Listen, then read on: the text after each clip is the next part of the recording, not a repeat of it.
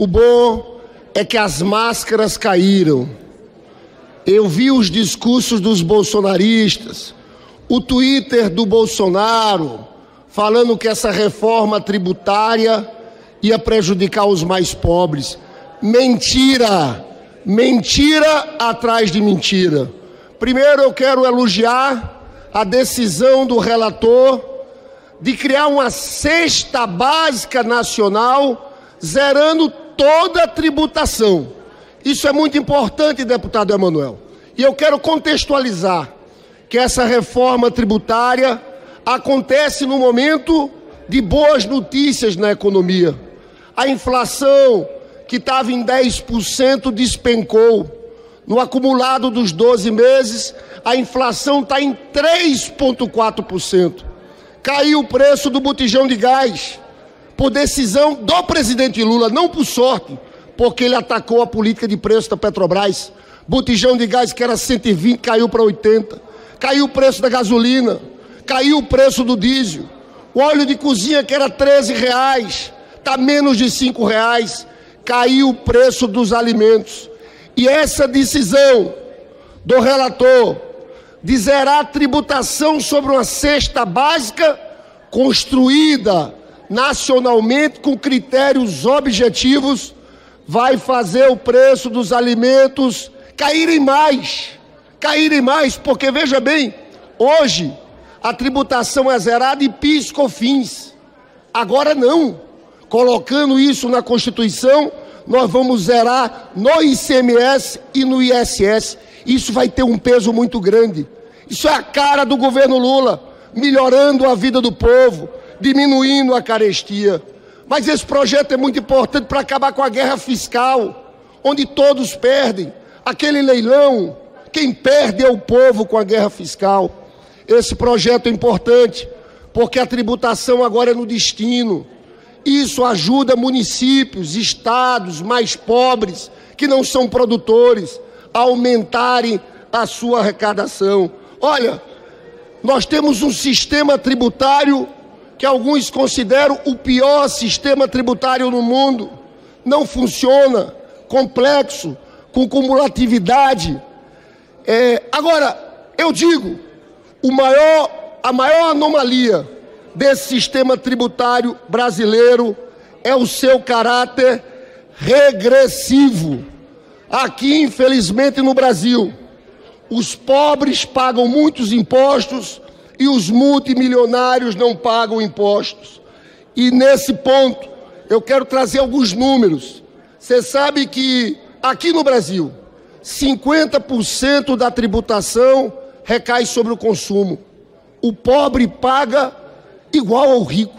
Proporcionalmente, o pobre paga muito mais. Olha os números, pessoal. Aqui no Brasil, consumo, tributação sobre o consumo, representa 50% de toda a tributação. Renda e patrimônio, apenas 23%. Nos Estados Unidos, tributação sobre o consumo é 17%.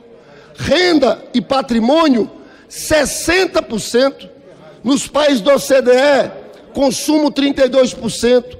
Renda e patrimônio, 40%. Isso aqui é uma grande distorção que nós temos que enfrentar. Aí eu quero falar, o texto do relator traz um avanço muito importante. Porque qual era a nossa preocupação? Que esses 50% da tributação no consumo, ao fazer uma reforma fatiada, ele permanecesse assim ao longo do tempo. E a gente não ia conseguir diminuir esse aspecto que aumenta a desigualdade aqui no Brasil. O relator, por sugestão do deputado Ivan Valente, e eu também sugeri e conversei com o relator várias vezes sobre esse tempo. Ele coloca um ponto no artigo 15 que é muito importante, que em 180 dias o governo vai encaminhar para cá a proposta da reforma da tributação da renda e do patrimônio, em 180 dias. E que se nós aumentarmos a tributação sobre renda... Eu peço só mais um minuto, presidente. 30 segundos, deputado, por favor. Se nós aumentarmos a tributação sobre renda e patrimônio, vai ser possível diminuir a alíquota da tributação do consumo. Isso é um avanço muito grande. Isso aproxima as duas fases da reforma. E teve outros avanços. IPVA sobre jatinhos. Essa turma não pagava nada, quem comprava um carro pagava. IPVA sobre jatinhos, lanchas. Obrigada, presidente. Olha, nós estamos fazendo hoje o que deveria ter acontecido lá em 88, ainda dentro do movimento da Constituição. A reforma tributária vem simplificar tributos e corrigir muitas distorções.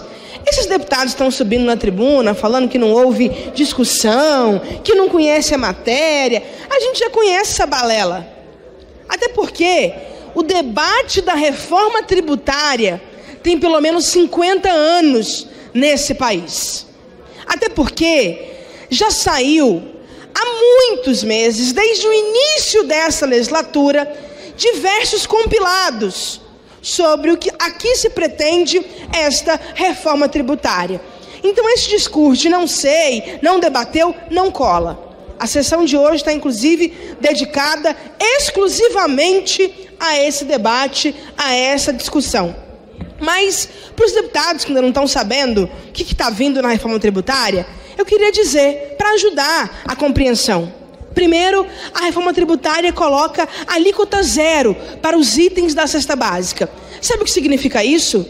Comida barata na mesa do povo num país que tem muita gente passando fome. A reforma tributária traz mais investimentos para quem produz com responsabilidade. Significa o investimento na sustentabilidade, na produção com responsabilidade ambiental. A reforma tributária traz compensações regionais para acabar com aquela fake news de que os estados menores vão sofrer muito impacto. A reforma tributária traz a isenção de vários medicamentos, ou seja, é remédio mais barato na mão de quem precisa de remédio. Essa reforma também reduz tributos de itens de higiene, como, por exemplo, os itens de higiene menstrual, para combater a pobreza menstrual, a desigualdade menstrual nesse país.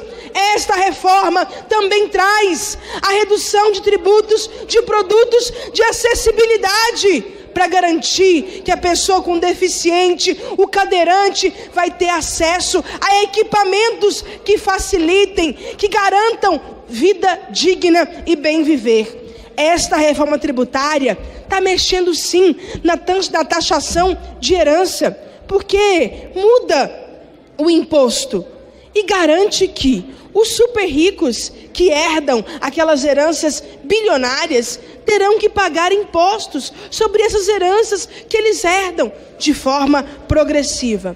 A reforma tributária também mexe no patrimônio, porque ela vai retornar o IPVA do jatinho, do jet ski, da aeronave. Já que o cidadão comum que anda numa CG 150 paga IPVA. Esta é só a primeira etapa. E garante ainda o cashback.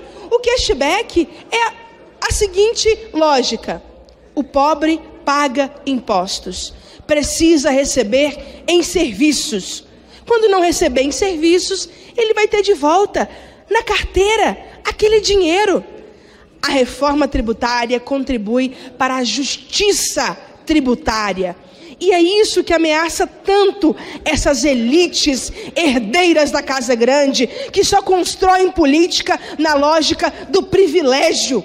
Quando a gente fala de equilibrar um pouco mais a balança, aí tem gente que corre para espalhar medo na população.